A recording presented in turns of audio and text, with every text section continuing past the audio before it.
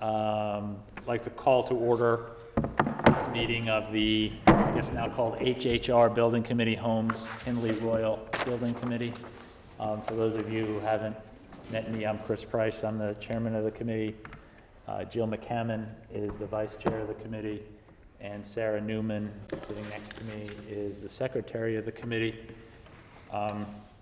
Just first things in terms of orders of business is to review and approve the meetings from the special meeting, the minutes from the special meeting that we held on February the 17th, 2002. If folks have had a chance to review those, I don't know that we need to discuss them. Could we just get a motion to approve those minutes? Approve. Second? All in favor? Aye. No, any opposed? No? Okay, great. Who was the second? I was. Then Okay. Cameron.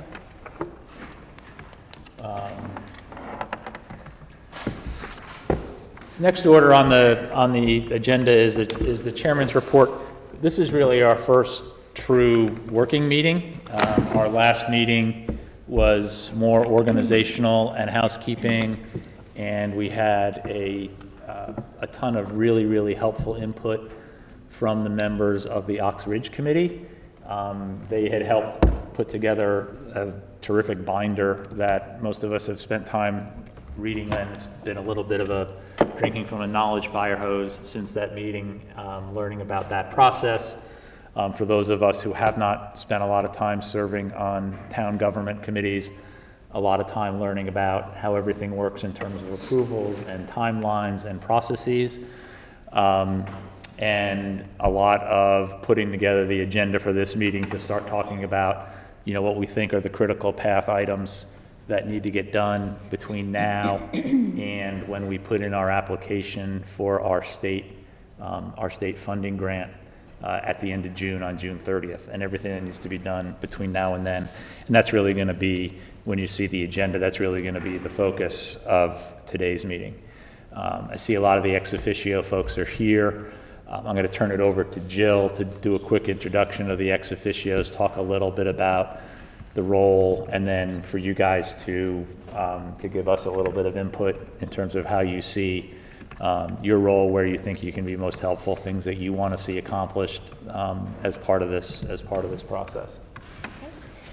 So for those who haven't worked in government before, which is many of us, ex officio members of the committee do not have a vote when we make decisions. So they are here to be resources to us, to provide whatever expertise and support the committee, to help influence our decisions, to make sure that we're meeting the right educational needs, that we understand the specs correctly, that we're following the processes the way they've been followed before, things of that nature.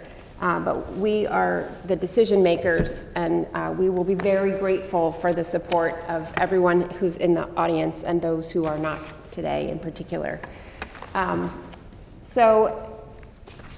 Most of the meeting will be held up here.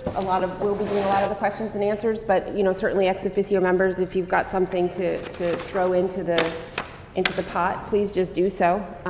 We need you all, and we're glad you're here.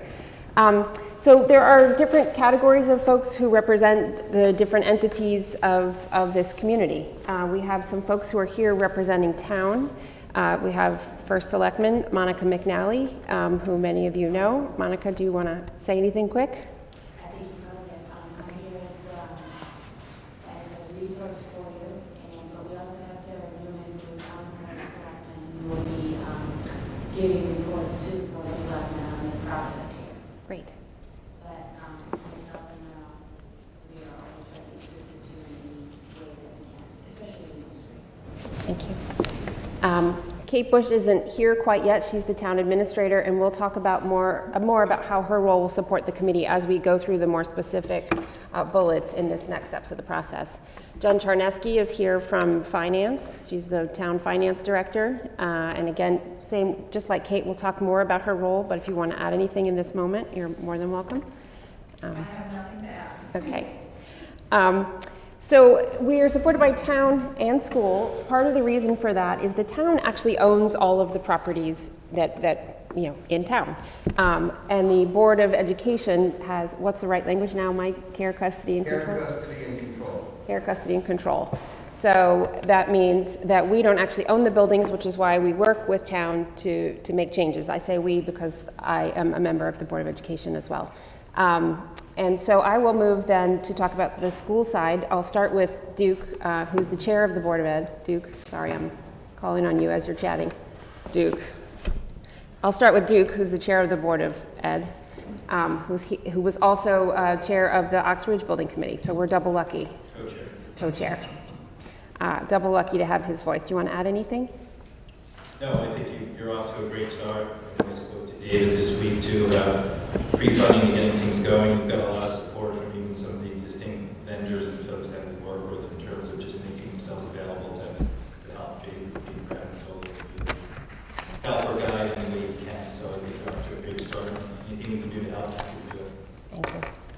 Alan Adley is the school superintendent. He's traveling today, so he couldn't be here, but we'll certainly see him. That was one of the phones. Oh, okay. Thank you. Yes, of course. We have two of the school principals, Carrie Snowden from Hinley, who is in the blue blazer, and Paula Blakely from Holmes. Carrie and Paula, would you talk to us a little bit about what your role will be in terms of making sure that we're holding to educationally what we need to? I feel like we are here to support you, and I think we can be experts within our own buildings. We know how the school is used, we know how the adults and the students interact in school, we know what the current needs are in the buildings. So I think we can be called upon to sort of answer the more specific questions about the ins and outs of the actual building itself. Great. Just to add on, sort of, you know, how the spaces are currently being used, what does recess look like, what is the line of sight like, if we're going to move things around. Right, You know, right. how do we make those types of questions? Thank you. Of course, a lot of what we'll do is defined by the educational specs, but you know, oftentimes good design is those last decisions too. So their input will be critical. Also here is Joan McGettigan, the Director of Instructional Technology for the schools. Joan, will you talk a little bit about your role and why you're here, please? One of my functions is that I oversee the libraries and the librarians. So happy to answer any questions in that area or anything to do with instructional technology. But I'm so excited that the work has started, so happy to support it anyway. Thank you. I see one PTO rep. I think it must be Jessica Levy, is that right? Levy, nice to meet you. And you want to say anything? You're here as a representative of the parent voice for Hanley, and there's two others. Go ahead. And I think also from the PTO perspective and the CDSP perspective, and of course, it can be a resource, but also just to make sure that the regulation is getting out to the parent body as well. And obviously, to a much lesser extent than the principals, but we feel we have some perspective on how the students use the buildings as well, so we have some good in that. Great, thank you. On the technical side, we have Mike Lynch and Rich Rudel. Mike, who, as Monica correctly guessed, knows where the bodies are buried. Literally, it sounds like. He knows everything. Yes, So so, whatever you need help with, finance question, I ask Rich. But if it's building question, I'll answer it. So. and you probably know the answer. Yeah, so Mike's our director of facilities, and Rich is our director of finance, and they will be partners also in getting the work done. So you've already done some work in helping craft the RFP for the grant consultant, right? Or no, for the architect. Yeah, I do have a lot of the paperwork from Tokenique, Middlesex, the high school building committees, the 1996 editions. So we have a bunch of paperwork that we can rely on to make sure what we submit, you know, working with your consultant and you guys is correct. Thank you.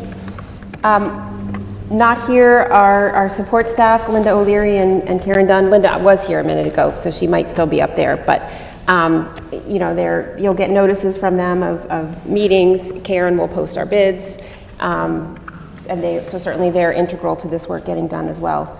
Are there any, and then we have a couple other town members who are going to come in a little bit. Kate Bush is coming, Jeremy Ginsburg's coming. I think Jeremy's coming this evening. He's going to come probably the next, I met with him yesterday. I saw him. He's going to try to come the next couple of meetings. Okay. And is going to interact closely with, once we get into sort of the permitting and approval piece of this, he's going to be integral to that and will interact with us on that. Does anybody on the committee have any questions about how that works or want anything else, to know anything else from the folks who are here in the audience? Okay. Okay. With that, if you guys want to stay, you're certainly welcome, but this next part of the meeting will be a lot of process about the next step. So stay as long as you're interested, but no pressure. Thank you for being here. It's very nice to meet you and see your faces. I'm and sure we'll be get this seeing a done. lot more of each other. Yes. Thanks, Jill. I think from there, we wanted to get into, as I said a little bit ago, what I kind of viewed as over the past week or so, as I've met with a lot of different people, what I'd kind of put together in my mind as the critical path items, really looking at this first phase as being from today to June 30th and everything that has to get done in that span of time. And then a lot of what we do in that period will then carry forward after June 30th, obviously into the design phase and then into the actual hard construction phase.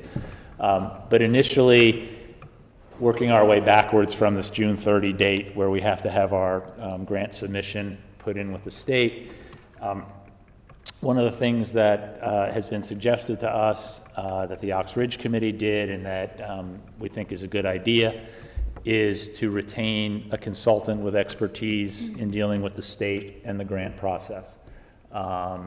And we got a proposal from O&G Industries. They come very highly recommended. They were noted to be very, very helpful with the Ox Ridge Committee.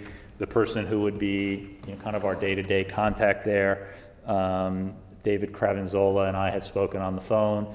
He appreciates the magnitude of what we're doing here. He gets it that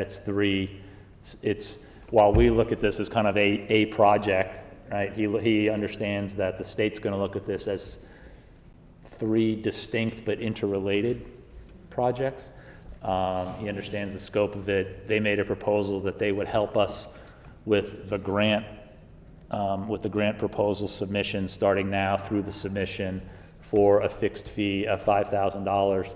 I had circulated their proposal to the committee, and my recommendation, obviously subject to approval of the committee, my recommendation is that we retain them. I guess, Dave Martin, is there anything that we need input? What is the plan and the process? Payment's not due to them until they submit the grant proposal. But in terms of authorization for the funding of O&G. Well, I spoke with Jen today, and technically we need to have some funds available to us prior to our ability to execute the contract. Okay. So procedurally, what that means is we need to ask the Board of Finance to give us, is the right word allocation, Jen, or appropriation to utilize the Reserve for Capital or the Board of Finance Capital Contingency account. I would suggest that we're going to want to include any expenses in there that would be things we would want to get started on right away. I spoke with Mike earlier today, and he suggested that we include things like the cost of surveys for the schools, the cost of asbestos and PCB testing. Yeah. The consultant would obviously be one, and we'd want to include the amount that we think we will have to pay for the architects for the charrette phase, because we're going to want to proceed with interviewing the architects, narrowing the list to 3, and asking them to produce the charrettes. And we don't want to get held up because theoretically asking them to produce the charrettes has a payment attached to it, so it's another contractual related thing. I sort of put together some rough numbers on that Well, can we just, if you don't mind, why don't we pick that all up and, Okay. Yeah, in terms of like yeah. talking about all the other stuff, because I know Jen was gonna give us, a rundown on sort of the process for approval Okay. of financing. All right, We sure. absolutely want to hit all of that. Yep. But I was thinking, I wanted to just, what I didn't want to do was say, before I made a motion or asked for a motion to approve O and G, I wanted to understand if we could actually, now I guess I understand whether we can actually sign that up and move We forward. can't sign the then. contract until we have approval from the Board of Finance. And is As, that, as a committee, you can select them and decide that that is who you would like to use. okay, But until we have appropriation, you cannot enter into an agreement with them. got it, understood. It's their choice. Okay. So why don't we take care of the housekeeping piece of it first? Is there a motion to approve? Any questions? Anybody want to discuss any aspect of that proposal, or people? Did we get more than one? We did not. Okay. Not on the, That's- not on the grant That's my proposal. concerns. I mean, you've spoken to them on the phone. I don't know if it's worthwhile for anyone else to break out and sit and talk to them a little bit before we just approve them, but I don't, obviously we're under a time crunch for 6:30, so, and they've been qualified and vetted by previous projects, let's say. But, you know, before I hand somebody 5K, I usually like to sit with them and ask a few questions, so. Sure, I mean, we can do that. That's just my, you know, I agree with that. There's not 3 bids. I don't know if they've walked the school, and ground-ups are this is much harder than a ground-up. This is much harder than Oxbridge. Yeah, this is, again, this is just to help with the grant Yeah, submission. I agree, but there's no comfort there Okay. from his proposal. You know, it certainly doesn't have to be a full committee. If it's just a breakout group of a couple of people, you know, to understand, you know, a lot of us are doing this for the first time with the state, and that's primarily what we're hiring them to do, is a consultant, so. That's fine.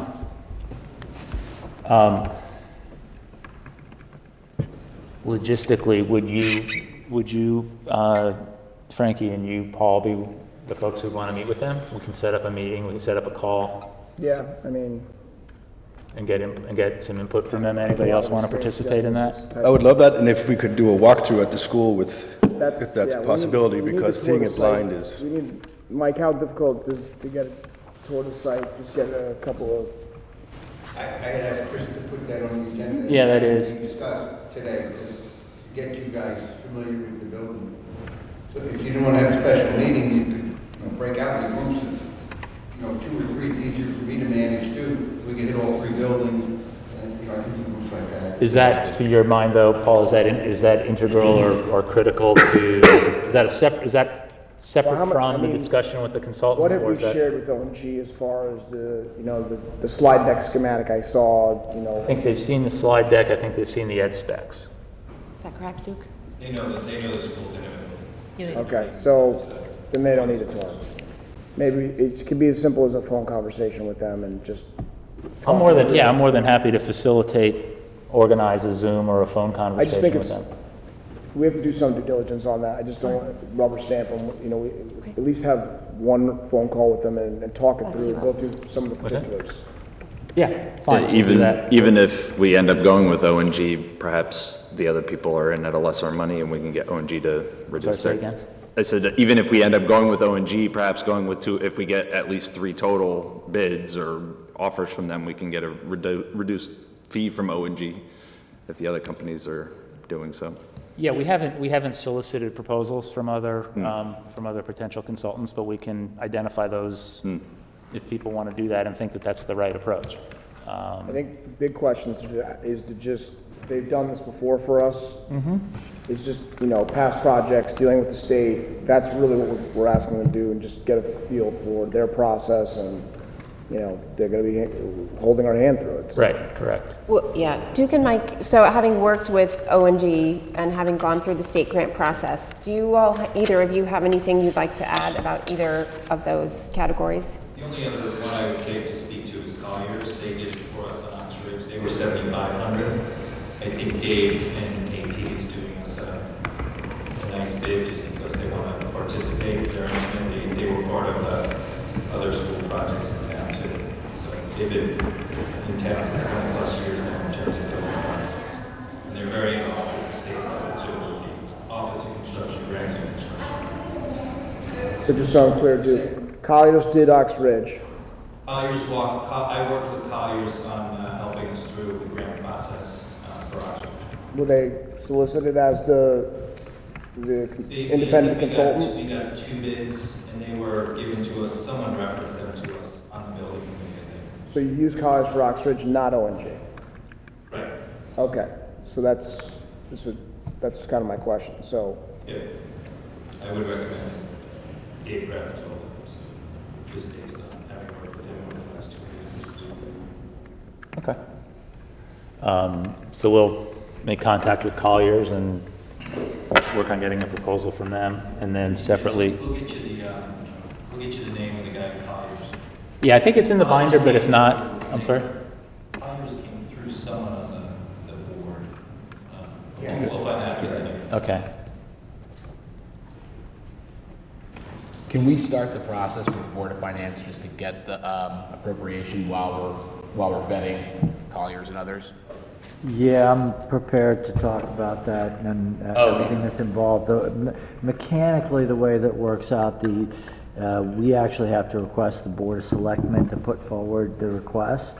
So we could get it on the agenda for the Board of Selectmen's March 14th meeting. And then the Board of Finance meets on the 15th. So assuming that we get all that, we agree on a number, we make the ask of the Board of Selectmen, they approve it on the 14th, it go to the Board of Finance on the 15th. I can get the board all sort of on board in advance so that they would be prepared to allocate the funds from the contingency account on the 15th. So by the 16th, we'd be able to execute our first contract. Why don't we go to that right now? Why don't we just talk about that process? I think that's a good segue to that, right? Is that true for when it comes from the capital fund, you don't have that 10-day window like you do from the RTM? I'm not familiar with the 10-day window. Right, there's 2 things. If it comes from the capital reserve, there's no requirement for that 10-day effective date. A special appropriation that has to follow through the RTM, if it's over 50,000, that's in the 10 days. Special appropriation, more than 50,000. So I guess the question is, does it make sense, and this is a little bit of what you were talking about earlier, Dave, does it make sense to, knowing that getting the grant consultant on board seems like a fairly important item right up front, right? And something that we can, once we've vetted out other providers and we've talked to people and everybody's happy, can we break out the special appropriation for that separate from the other items that you had mentioned that we can talk about now that we might want to put on a list to identify as upfront for appropriations? Or should it all be put together as one single request that goes through one single process? My thought would be that we would try to put the initial things that we want to get done all together. The monies that we're going to use from the Board of Finance, or at least have available to us from the Board of Finance, we try to go to them once. Right. And at the same concurrent time, we would try to move forward with the initial allocation from the RTM, ultimately from the RTM, for the larger dollar amount.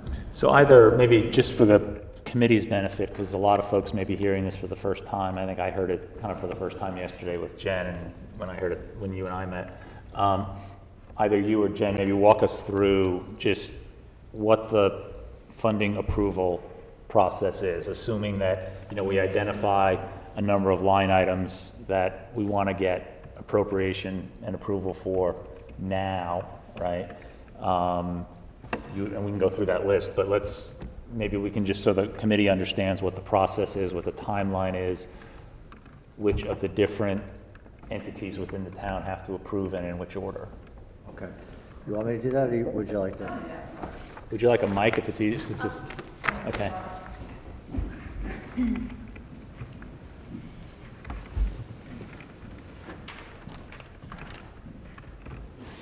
So, to back up a little bit, we're throwing around appropriation, allocation, all that stuff. So, terminology-wise, appropriation. And that's what gives you the authorization to spend up to a certain dollar amount for a specific purpose. So So when we seek an appropriation, we have to have, here's how much we're asking for, and here's what we want to do. It doesn't have to be broken out as specific as a consultant and architects and all that. It can be something preliminary, pre-construction work for the HHR project, something along those lines. But until you have an appropriation, you cannot enter into the contracts, like we said.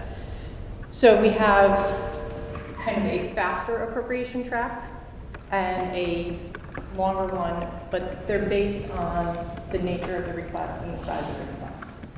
So what David has explained is our faster way of appropriating funds is to go just to the Board of Selectmen and the Board of Finance. The Board of Finance has an account where they have a set amount of money that has been accumulated over time, and they can appropriate that for special purposes.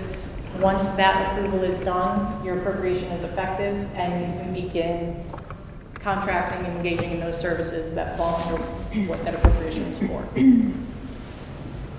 The larger appropriation, because this entire project is going to be millions of dollars, we don't have cash on hand to do that. We will be issuing bonds for it. So what you will need is a bond an appropriation and a bond authorization. They get written up together, but they have to go to the Board of Selectmen, the Board of Finance, and the representative town meeting. So it's a much lengthier process. Some of these processes can seem cumbersome, but they're really just to ensure that there's transparency around how we're spending public funds.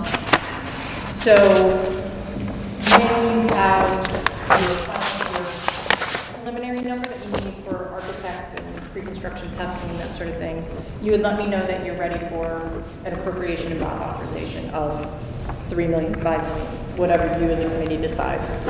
And then I'll shepherd it through the process to the Board of Selectmen and the Board of Finance. And what we had initially spoken about with Chris and Jill yesterday was targeting the April 18th RTM meeting for that appropriation. And then it would be the same process once you get from the architect an estimate of your final number. We would go back through that process again, amending that original bond authorization and appropriation up to your full amount, and go to Board of Selectmen, Board of Finance, and the RTM in June to get your final appropriation for the full amount so that you can apply for the school construction grant. What Jill asked about earlier is when there is a special appropriation, which is one that requires going all the way through the 3 boards to the RTM, our charter requires that after the RTM approves it, there's a 10-day waiting period before that appropriation becomes effective.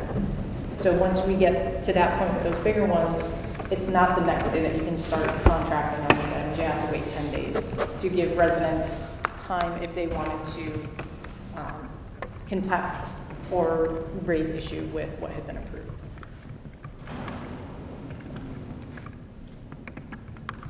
Any questions on that? Do people sort of understand the steps in the process?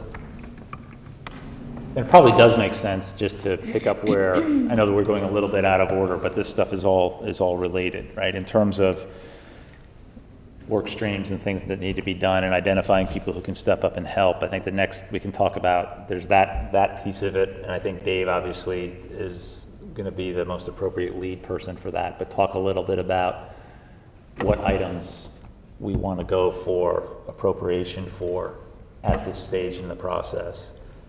What has to be done to do that, and what members of the committee are willing to volunteer to help support Dave working on that. And I think the other piece of that is, I think one of the things the Oxbridge Committee did that was very, very helpful was put together a timeline of the most critical tasks and each of the subtasks under that with target dates. And I think whoever's working with Dave on what I'll generally call the funding approval piece of this would also be helpful to work on that, part of that piece of it. And then, so maybe we can talk a little bit about specifically what items you think it makes sense to seek approval for now, and what you think you need as backup to be able to do that, and who would be willing to help support you on that piece of it. Well, I think these items are open for discussion, but I talked to Mike today, And obviously from our side, the committee side, we're gonna want the money for the consultant for the grant process. We're gonna want the money for the architects, at least enough to get us through the charrette phase, because we're gonna get through the charrette phase and then select a final single architect. And by then, that will probably be after the April 26th RTM meeting that we're targeting for the larger authorization and bond offering document. So I took a stab looking at the initial spending reports from Oxbridge today. The consultant, we have a bid for $5,000, so I used that. Although it may make sense, since we know Collier's was 75 for Ox Ridge, it may make sense to, if they end up being who we select, we may or may not get them down to 5,000. So it may make sense to be conservative to ask for the. Sure, I have no problem with that. Any of these numbers are fungible at this phase, right? The Oxbridge Committee also spent $30,000 for architect charrettes, because my understanding is they interviewed architects. They narrowed it to 3, asked each of them to produce a charrette. Each of them was paid $10,000 for that process. So that would bring us to, we'll call it $37,500. I spoke with Mike this afternoon. He indicated that to get the surveys started for each of the schools would be a good idea to do that sooner than later.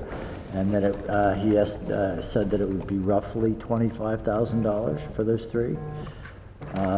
Mike, do we know, are there existing surveys for any of the schools? They're from 1995, and they were done by Redness and Mead. Okay. They redid Oxbridge for us. Yeah, it's always easier if you have existing surveys than if you're starting from blank. Right, and they were there, they were his surveys, so. Okay, good. Mike also suggested that we be move forward with getting the asbestos and PCB testing done, and his estimate was around $30,000 for that.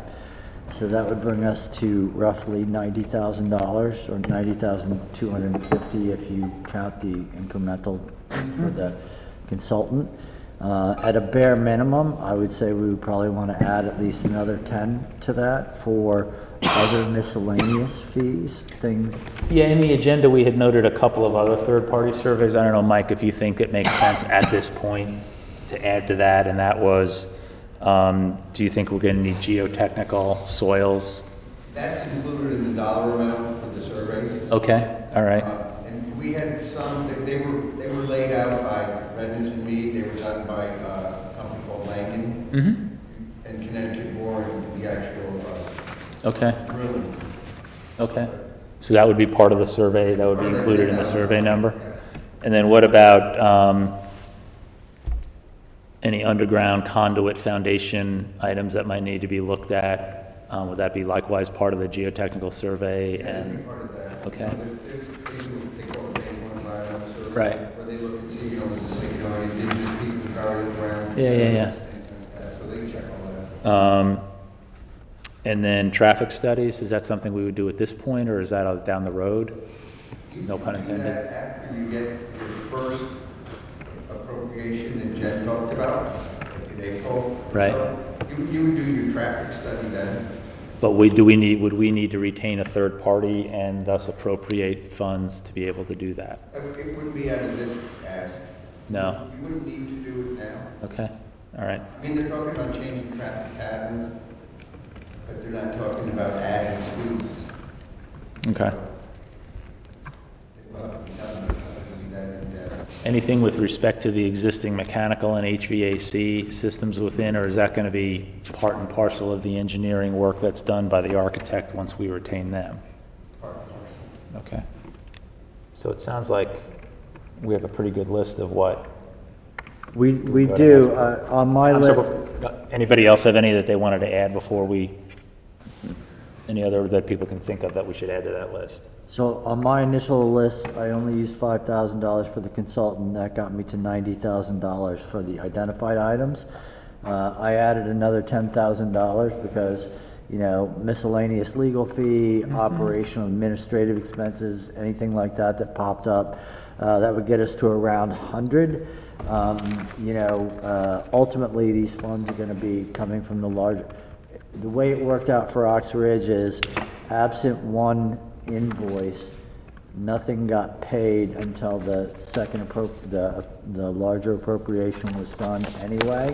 This initial one just gives us the authority to contract for this stuff. Right, to go out and identify these Go people. out and identify these people and get them to start their work process. So, I certainly would be open to having a larger contingency dollar amount, just in case something pops up along the way.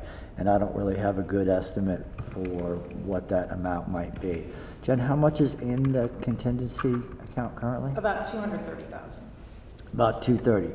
Well, obviously, we're not talking about that much, so if you wanted to increase the 10%. Call it another 10%, call it another $10,000 and push it to 110.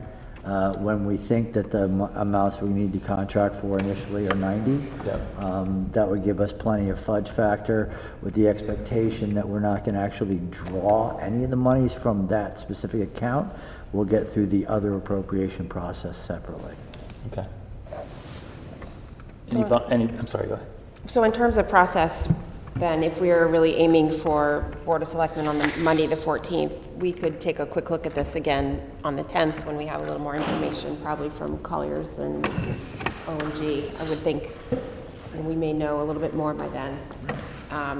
And just finalize that next week. What do you think? Finalize it and take a vote on it then so that we can then ask Jen to.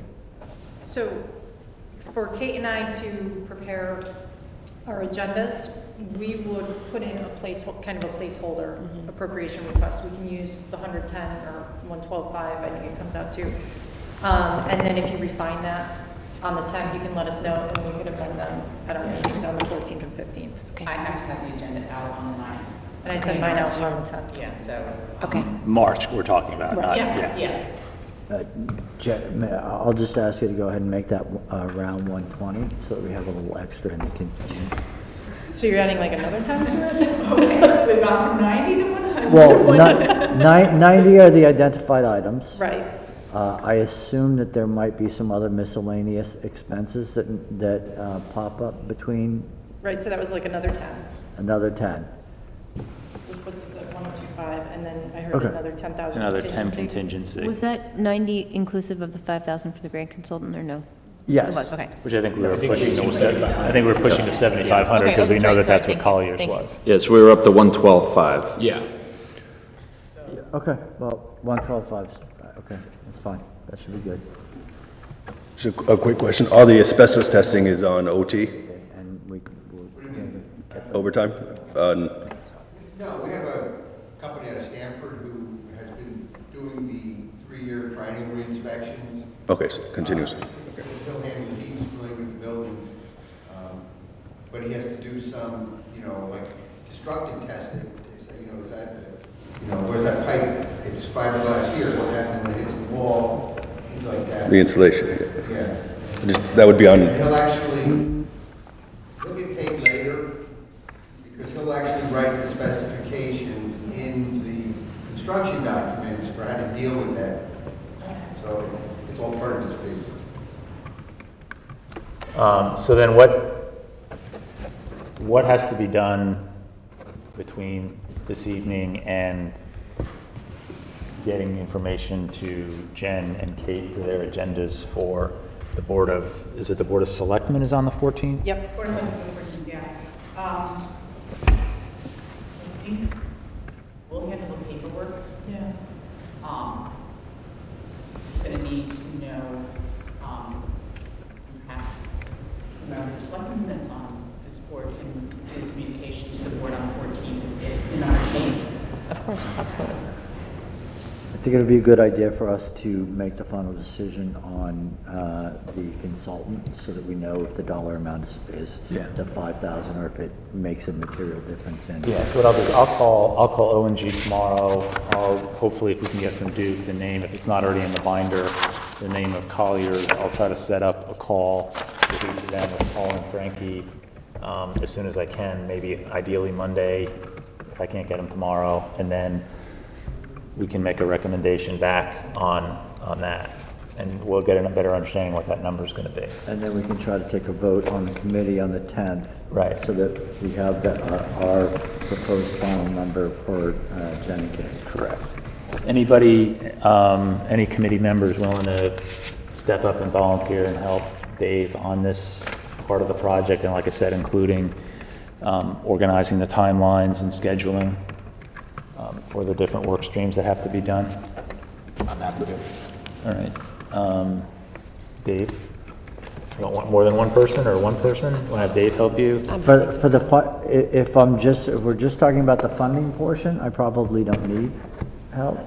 If you want me to participate in the broader timeline, then yes, I'm helpful. Yeah, I think that would be good. David and Frankie and you guys, and you can work on that piece of it if that's okay.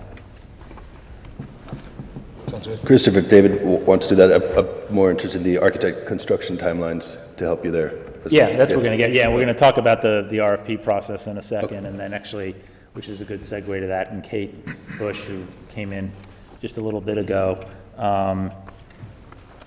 because I think the other critical path item that we want to hit next is the process for identifying and selecting an architect, and then identifying and RFPing and ultimately selecting a construction manager, and also talk about as a group whether we think it would make sense, separate and apart from the architect and the construction manager and the grant consultant, to possibly have an owner's rep working with us as yet another set of eyes and ears and hands. But we'll get to the owner's rep in a second, but maybe Kate, if you had a few minutes kind of walking through, and Mike obviously jump in as well, how the RFP process, timing, requirements work for the architect, and the RFQ and RFP process work for the construction manager. And then we can, put our team leads together for that. My thinking is once people have an understanding of the process, Mike has already done a lot of work putting together pretty fleshed out drafts of an architect's RFP, a CM's RFQ, and a CM's RFP. And so once we've identified the team that's going to lead on that, they would coordinate with you and with Mike. We would get specific comments to Mike together for the RFP so that that's ready to go out to the world. But I think it's important, again, for the committee to understand the process.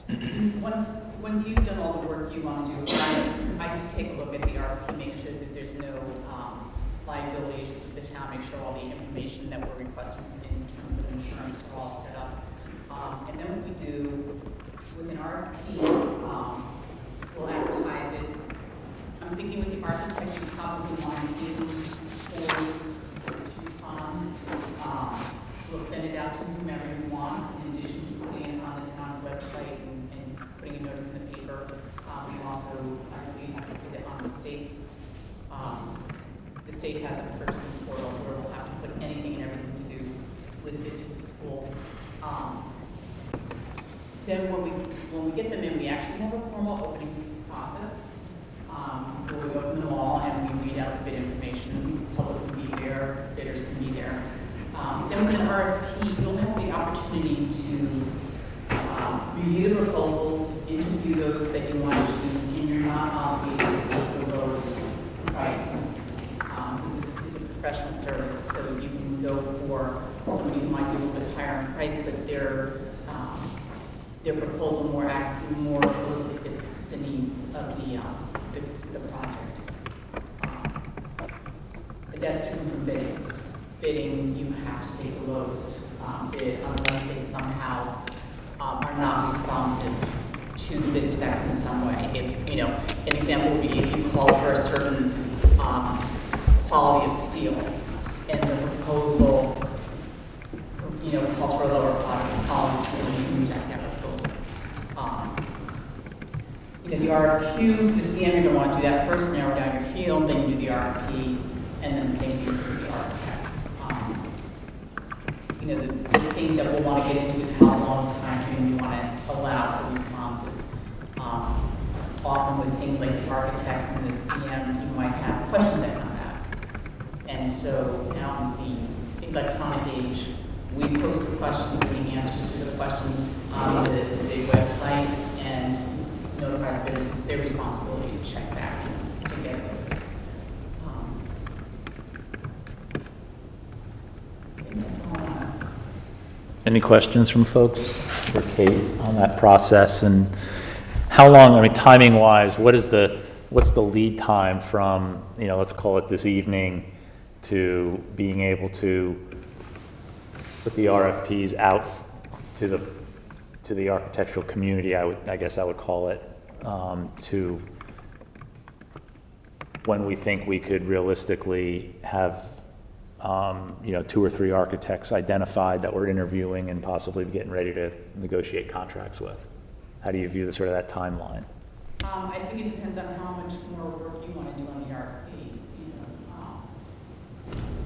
Well, let's just assume for argument's sake that, because I think Mike's done a great job to get it pretty far along, let's assume for argument's sake the team starts looking at those carefully, tomorrow, Monday, and working with Mike and get to what they view as kind of a ready-to-go RFP by middle of next week. So the first question would, do you want, at the timing of when you release it, I don't think with an RFP, I don't think we'd be obligated to put it in the paper before we distribute it to the rest of the world. We can send it out, we would put it in the paper. Unfortunately, the only weeklies, were, I'm sorry, put it in the paper. I'm not sure I followed that part. put an ad, a notice. Oh, okay, it's not just done on a website, it's not just done electronically, okay. No. So that, there was a little bit of a monkey wrench into it, so we would need, I have to check with Karen. I think we need it by like noon on a Monday to get it in for that Friday. Okay, it's probably impractical to have it noon on this coming Monday. No, yeah, I think that's practical. Okay. Let's see if I can. Okay, well, we can work on that. We can work against that timeline. I mean, that's fine. The only thing that would cause is, from the date that you put it in, we have to usually give 2 weeks at least. For instance, I think we're talking about a longer time period. The fact that we haven't got it in the paper wouldn't stop us from sending it out to the firms and wouldn't stop us from posting it on the town website. If you look at the RFP and RFQ that I sent to you, I updated the dates, but I didn't change the durations. So you could work from that to when you want to have these folks in place. Mm-hmm. And then realize that once you give it to the town, it's about a week between them vetting it, getting it in the proper form to put on their website, and getting a legal notice in the paper. So, if you were to say, okay, we're ready to go next Wednesday, you're going to make the date like the following Thursday, March 17th. Get the town, Right. You were there. Okay. But the time frame, like how long the architects had, how long the CM had it for the RFQ, and things like that, that's exactly the same time frame as we used at Oxford. Okay. We can look at those carefully once. So who is willing to step up and help on the architectural and CM RFP, RFQ? Frankie and anyone else? Paul, is that something you got some expertise in? But every time we say architect, let's make sure we say engineer. Yes. That's what I get concerned about. It would be the same, I think that would be one of the same scope. The RFP is, Mike's done the work. We just got to fine tune it and put the comb on it. But Well, but then there's more, that's the RFP itself, but then it's interviewing that, that's the. I'm not worried about the RFP. I'm worried about the next phase. worried about in what respect? What we get back from vetting the architects, what we get back from the engineers. We've got, basically, he's done an RFP for us. Mm-hmm. So, Right, so I think, I'm sorry, if I'm wrapping all that, I'm trying to economy of words, right? I mean, what I really mean is the process to get from where we are today to selecting and contracting with an architect, right? So that's getting their RFPs back, reviewing their RFPs, interviewing a narrowed down list of architects, ultimately having them produce the charrettes, ultimately selecting an architect and then negotiating a contract. And that's the work stream. Are you looking for a subset to narrow down the field and determine the finalists? You know, when, say you get back 10 responses. Right. Are you looking for a subset of your committee to review and then, you know, say? Ideally, yeah. Ideally, I'm looking for a subset of the committee, if people are willing to do it, to kind of take the lead on that whole process I just described, right? Working with, That's what happened with Oxford. I think it's just a lot easier than trying to have nine people look at everything. Right. And there were some, that were clearly not qualified to do the job, but they submitted something. Yeah. So when we narrowed it down, they brought in 6 out of 10 responses. And we had, it was 2 nights, I wasn't at that was strictly the board, and they had questions that Rusty Schreiner worked with Kip Coons, I believe, and had come up with pretty in-depth questions for all the candidates. And they made some sort of chart they could rate, so they had rating charts as they went along.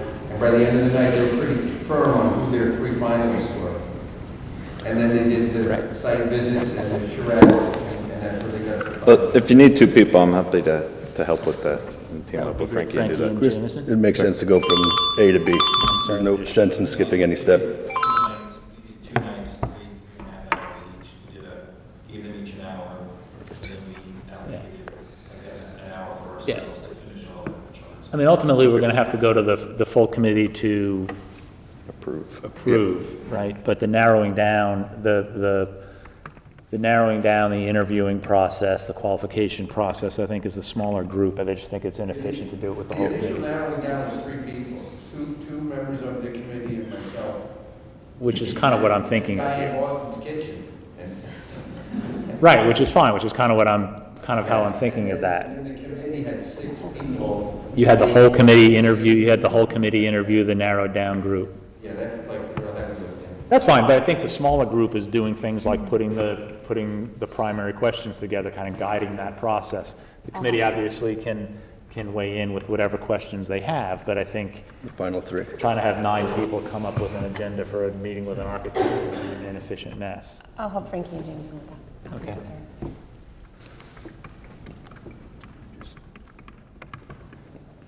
Chris, can I ask one more question real quick? Yeah, of course. Does the architect hire the safety consultant, or is the safety consultant separate from the architect? Comes from the construction manager. The CM of the construction? And it's, the town building committee has the right to refuse anybody that the construction manager hires. So, it can't be a lump of wood. Right. Okay. Okay. Great. And the next item, Randy Giraldo has agreed to kind of spearhead working with the town on project approvals, primarily interacting with Jeremy Ginsberg and Ed Gentile on land use issues, permitting, public works related issues. So we can skip over that. He said he would help on that. The state grant process we've talked about. Paul, you said you would help out with that. Is that, working on the process of identifying the consultant? Would you then likewise help out on working? The consultant's going to do most of the work. They're going to do most of the submission, most of the paperwork. But someone who would be kind of a primary interface with the consultant. You should think about too, kind of going up there and doing a pre-meeting. And I went up there and just did a pre-meeting with high-level drawings, and we met with the team up there, which is... In Hartford, you mean? Yeah, which is still the same team that's working on the permit order. Okay. Just kind of laid it out to them. And I think I would likewise be sort of intimately involved in that as well. I think I'd be pretty heavily involved in that piece of it as well. Probably makes sense for me to be on it as well. Okay. Why don't you and I do that then? Your consultant will go on to that pre-meeting. So. Yeah, and that's when I talked to Dave Cravanzola. That's something he said that there's, I guess, a little bit of turmoil sounds too loaded, but there's a little bit of turmoil in the group in Hartford that handles this with a person who had been in charge of it being under investigation and questions as to who's in charge, and that, you know, may or may not make our job harder, but I think having the consultant is going to be a very, very important part of that. So I'm sorry, Jill, you offered to go up with Yeah, Chris to do Chris and that? Jill. Okay. Yeah. Thanks.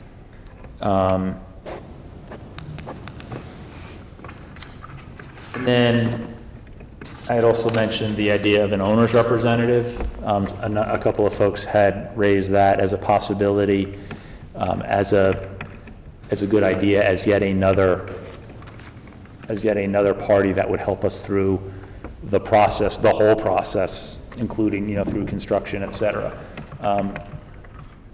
Would love to get views of people who have more experience in the construction renovation world, whether people think that that's a good idea, whether that's something we need to decide on now and start identifying parties, or is that something that we think it makes sense to get further down the road with potential architects and CMs and see how much of that work they can handle for us as versus retaining yet another consultant. I have no principal objection to hiring another consultant. I don't have any particular axe to grind in that regard, but I'm curious what people think about whether that's a good use of time, manpower, and dollars. Does that person just basically coordinate between the architect and CM?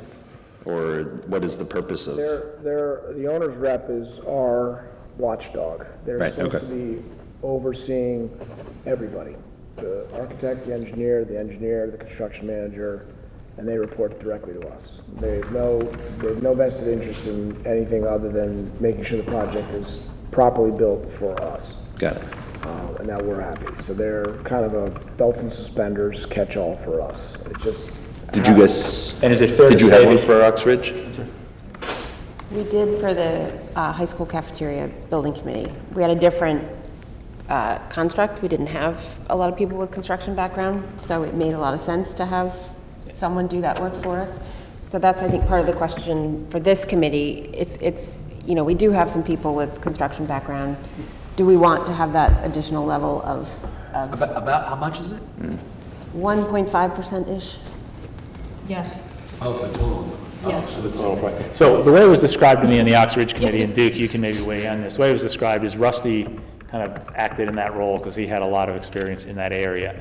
And so part of it is do the members of this committee feel like their collective experience would allow them to fill that role? Or do we think we need a third-party expert as yet, you I know? think my experience doing this is how strong is your CM? If you have a CM that's done this work before that you trust, you know, which we have, well, you know, obviously I think we're going to vet. Which we hope to have, right? Right, then, you know, Mike and Duke, would you agree with that? You were comfortable because your CM? I think you're right. I mean, that's, You gotta wait until you see who your architect and your CM is. Right. That'll decide whether you need a, An owner's rep. Which is fine, and as a matter of process, is it okay to wait, right? Can we, you know, the Yeah, they can get reality up to is speed. the architect and the CM are your own rep. Right. But you sometimes have, you know, you don't feel you get a square answer from them, et cetera, but it's good to have the discussion, but it's something, you know, you might have to do it later, but not now. which is fine, and if that's the case, then I guess we can take it up at the time, right? And the way I see it is everyone's going to be excited, pleased, and happy once we've retained our architect and our CM, and we're going to think we got the best folks available, right? And then it's going to take a while for us to see if there's issues with either of those parties. and Dave Kraft is all acted like that, and he understood Rusty's experience and Nick Lawson's experience, so the three of them really worked. I Okay. think part of the question was also the fact that, excuse me, because we might have a multi-site project, would be so many things going on that it might be a helpful I think that's thing. something to work on. Yeah. Go through the architect and the construction management process of how they view a multi-site. Right. And their ability to coordinate it, and their bandwidth in coordinating it all. Because presumably these are all going to, in an ideal world, these are all going to happen simultaneously, and whether they have the bandwidth to do it all. Yeah, ideally, you want a company big enough to be able to man all three locations project, super on site. Correct. Full time, not mornings at Hinton and afternoons at Royal. Which presumably, yeah, right, which presumably we can We're gonna require. I think we can, require, and I guess we would, not to jump around too much, but that would be something we might want to build into the RFPs, which is, do you have the capability and the capacity to, because this is a three-site project, how do you propose to handle that? Right, and you can expect all 3 sites will be staffed. And operating at the same time, right? Yeah. Work can be getting done at all 3 sites all the time. Right. I think this CMFE submits RFI sketches or approval, shop drawing approval schedule, then we can follow up. And once it gets too crazy, if it does, depending on how good the drawings are, then we can bring someone in that can be the watchdog. But for now, Are folks generally on board with that idea that we defer until we get a little further down the road? But what is the timeline after the construction starts that you could maybe hire one? I think the only concern that I have is the cost, if it is 1%. When you're pre-con. I've seen it done, usually it's before, but sometimes if the project gets in trouble, You can hire one after. It was, the high school construction, we hired an owner's rep partway through the project.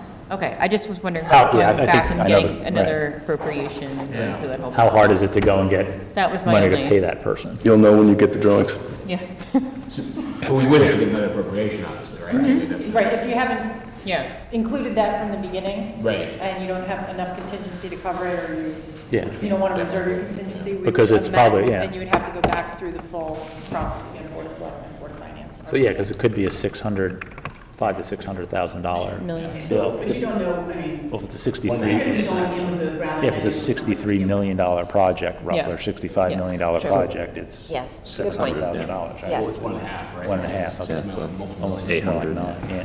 I don't know if everybody just heard what Kate said, but I think it's important. We have a pretty ill-defined number in June still, so there's some play, as we make these decisions. Okay. Or the expectation that there could be play. I'm sorry? Yeah, and the next one I had was communications, and communications covers a multitude of things. I think it's, and I've had preliminary conversations with both Sarah and Jameson on that. And I think it probably makes sense for you guys to think about kind of a scope communications plan. I think it's working with the PTOs and the principals, because they're going to be our liaisons to the parents community. It's going to be communication with the town, communication with the Board of Selectmen, et cetera. And so it probably makes sense for you guys to put your heads together on a kind of communications plan and platform and things like that. Yeah, goal would be to make it a two-way street and transparency out and feedback in and. And we have a new How they do that. communications coordinator for the town. Right, which is a beautiful thing. I forget what her name is. Marla Hayes? What is it? Yes, that's it. Setting milestones for completion, we can probably skip over that only because I think we've been talking about that as we've been talking about each of the individual work streams. The only thing, Unless- while we're on milestones, is do you need us to make a motion tonight for the 112 so that you can get it on your agenda? Or do you need Dave to fine Or is it tune that a okay if little we bit wait? more? We can wait until the 10th. Okay. And then you can finalize it then and just communicate to both of us what you're. But would it facilitate, if we need to have something on the agenda, does that need to be voted on beforehand? If you need for a No, we can, placeholder. I mean, I can put it on the agenda without you having voted, but we're going to want by the time it comes before the board, Right. the 14th. That should be final. done, Yeah. yeah, okay.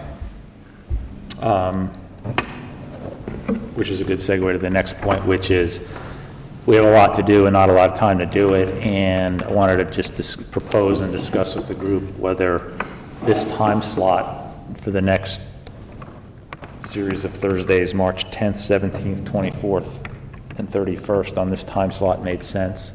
I think there's going to be some subcommittees, and, I guess I kind of view these work streams as the framework for subcommittees, and people will be working independently and reporting to the larger committee at the next meetings.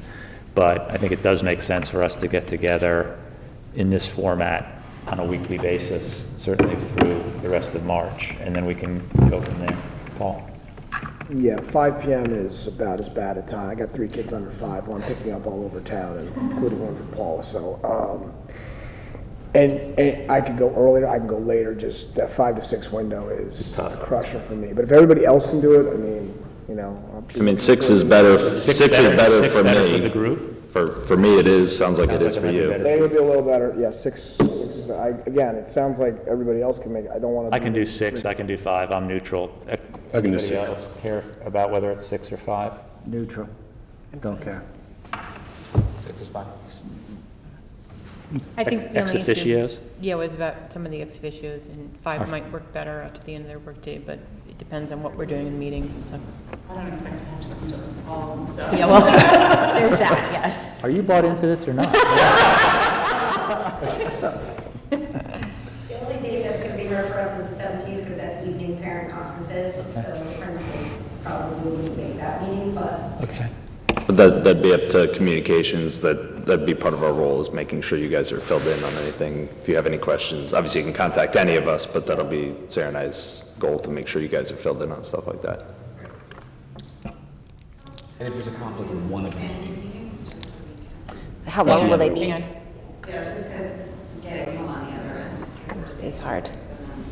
Is it like now, evening, or What are we at now? I kind of look at this as probably the longest one. We're at an hour. Things should be a little bit shorter after this. We should be able to move a little bit more efficiently. So I would try to, I'm kind of of the view that once a meeting goes past an hour, it starts falling apart and not a lot more gets done. So I would shoot for an hour. I think that sounds good. Yeah. I'm sorry. I just said if there's a conflict on one day, that's fine. Are we recording them? Yes, we're recording Is them. there a Zoom option for? We do not have a Zoom option at this time. We don't have a hybrid option. We could do either all Zoom or all in person. We could also send, depending on, we may or may not stay in this room versus 206, and if we're in 206, we might be able to do a dial-in for people who can't physically get here. By town rules, you can't vote by phone, but so long as we have a quorum of the committee, we can take action and vote. And certainly those who, for the ex officios in particular, if dialing in is easier, we understand. Could I just comment on this? Yes. You know, we could do hybrid in 206. It's a little primitive. Sarah's making a face. That was a user error on my part. I couldn't get Sarah up on the screen, but she could participate. But we figured that out. The committee can set the rules it wants in terms of remote participation by members. So you could choose to allow a member to vote. As long as the committee votes, that's what your rule is going to be, that a member participating virtually can vote on this. All right. What you have to watch for if you do that is the votes have to be roll call votes. That's fine. Okay. There's not too many of you. We can do that. We can do that. And later on in the process, did you guys use the architect's Zoom capabilities? Is that what you did? Yeah.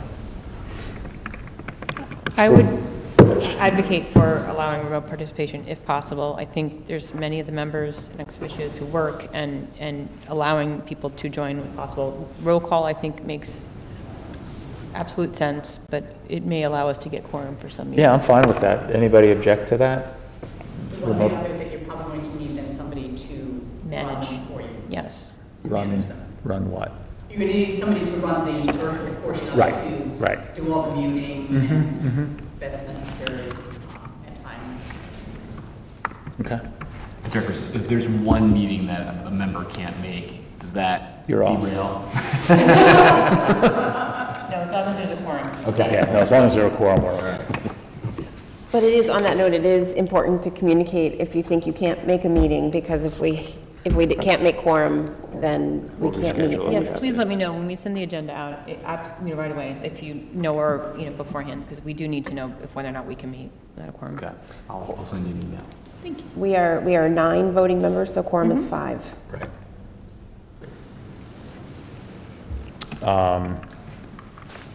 The next item I think we've talked about already, and that was, I'm sorry? Do you want to take action on having the meetings for those next Yeah. Yeah, is that something we need to, Yes. do we need to have a motion and approve that? To have the meetings at 6 PM on the next? 1, 2, 3, 4 Thursdays. Yes. Motion to approve. Second. Let's just see, the motion is to The have motion meetings is to at have 6 PM. at 6 PM on each of March 10, 17, 24, and 31. All in favor? Any opposed? Okay, carried. We talked about the next item, which was the other specialist consultants, and that's going to be part and parcel of the... Process, sorry. Do we need a first and second on that motion? I think you had one. It was Frankie Jason and motioned Jameson. and Jameson Yep. seconded. No, second. Thank you. Yep. Appreciate it. No problem. It's helpful if you could say the name. I'm sorry, okay. All right, okay.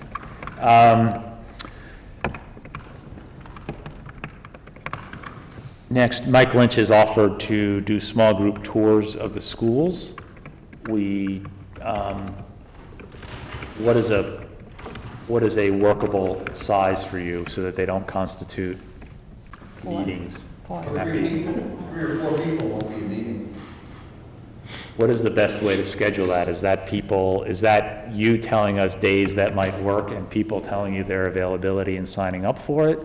Or? I would say also probably like subgroups meeting together, since we're going to be working together, if there's subgroups that we try to coordinate that If there's together. subgroup, that makes a lot of sense. So there's one option also, and then you can figure out if you need to do something additional. So we will do a tour of schools on Saturday, March 12th. Oh, that's right. As part of the budget process. We start at 8, we go till about noon. So, and we will actually have, at these schools that are being renovated, we'll have schematics of what the proposed, renovations and additions will look like. And then we are going to end at Ox Ridge at the construction site of the new school.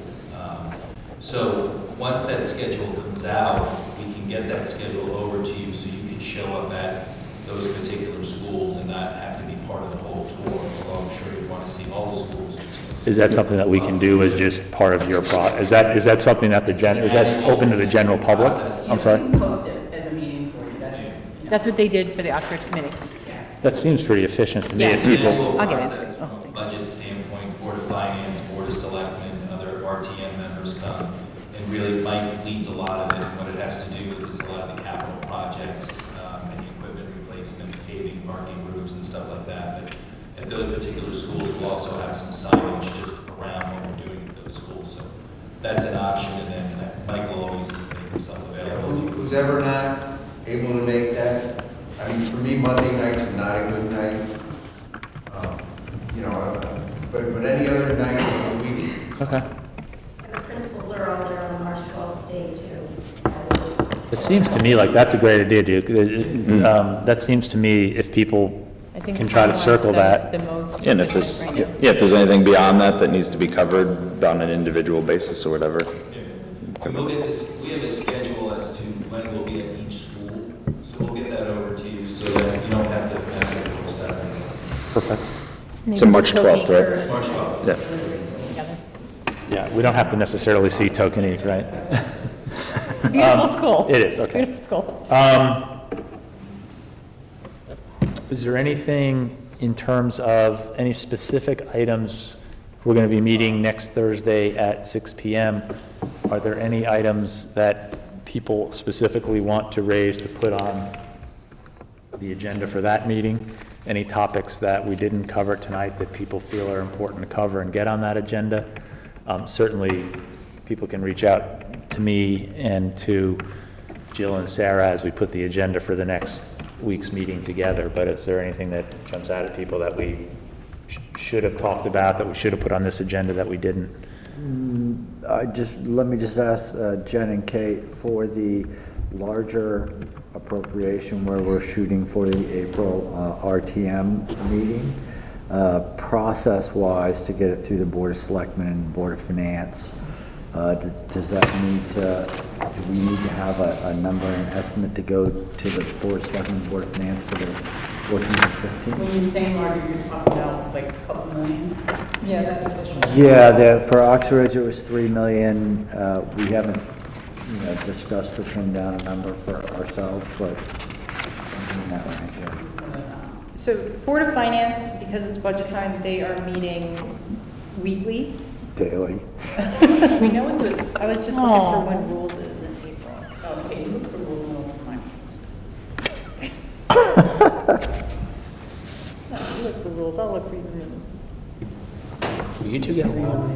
You guys try to get along. Rules in April is the 4th. Yeah, rules is April 4th. So when I mentioned to you the process of Board of Selectmen, Board of Finance, RTM, the RTM has kind of a sub-process where the full RTM meets once per month. Yeah.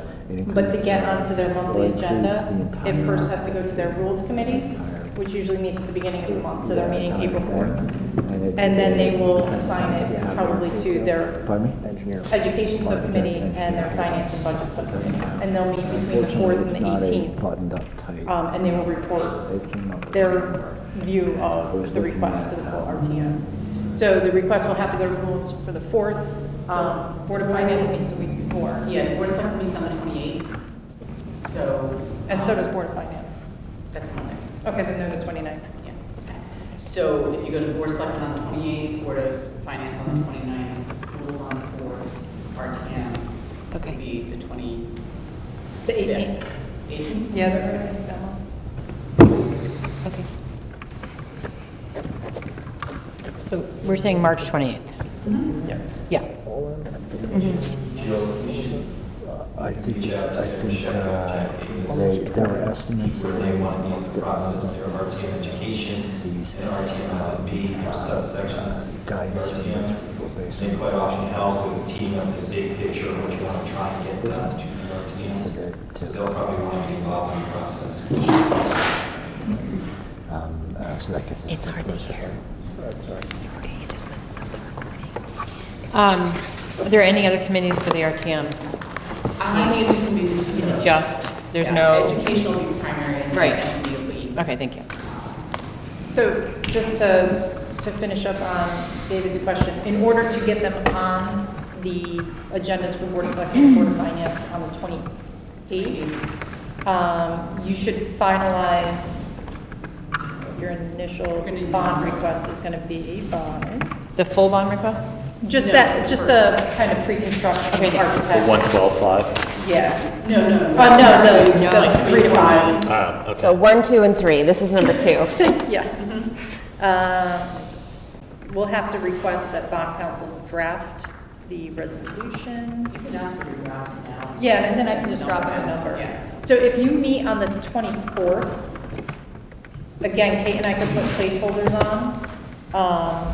And then if you meet on the 24th, which is a Thursday, we can then put the final numbers into play on the 28th and the 29th. Okay.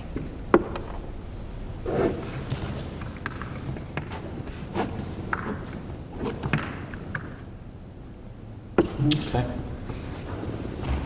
That takes us through the agenda. You all have plenty to do. What I will do is I'll send a note out just confirming the different team lead / subcommittees, so everybody has that and can say yes and confirm yes or no. If you have second thoughts, I'll get with ONG on the phone tomorrow. I'll try to set that meeting up. Also, Duke, I think you sent me the contact information. Awesome. I'll reach out to him tomorrow as well then too, and try to get those set up as quickly as I can. With that, can I get a motion to adjourn? Okay, the names of the people who Jill, Dave, Frankie, Jameson, Sarah, and Paul. Can I get a second? So just 1 second. I'm going to put Jill for the first. Okay, Jill for the first, David Sarah. Martin for the second. Yep. All in favor to adjourn? Any opposed? We're adjourned.